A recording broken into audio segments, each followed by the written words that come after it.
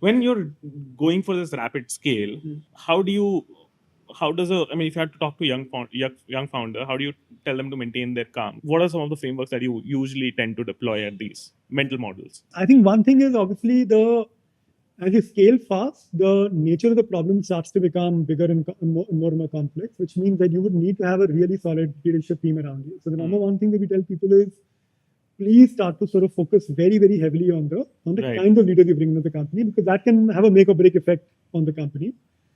And it's very important for founders to also learn to delegate well to these leaders. When you bring in solid people from outside, one of the mistakes that founders make sometimes is that they do not let go of their old ways of working. It's very important to make sure that founders learn to hire the right leaders and delegate well. That becomes really critical.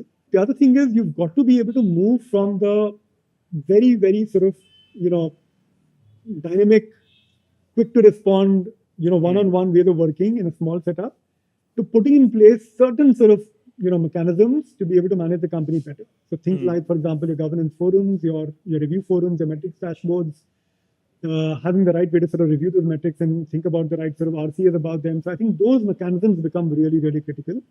Those, if you ask me, are foundational building blocks, because if you don't get some of those things right, it becomes very hard to scale, right? And then third, I would say never ever losing sight of the core sort of operating metrics of a company.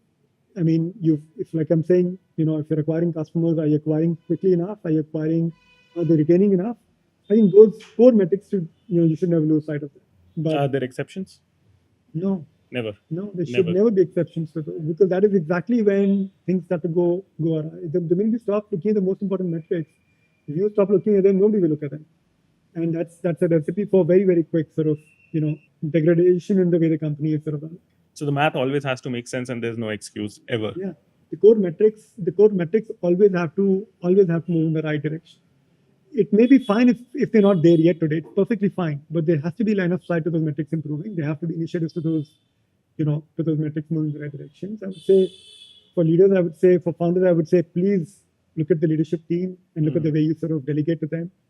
Please look at the right sort of forums in the company, set up the right sort of forums, set up the right rituals for people to have two-way communication with you, because sometimes it's important for employees to not feel disconnected with the company. Very important. And third is never lose sight of why you exist as a business and what are the core metrics that give you an indication of whether your business is actually moving in the right direction.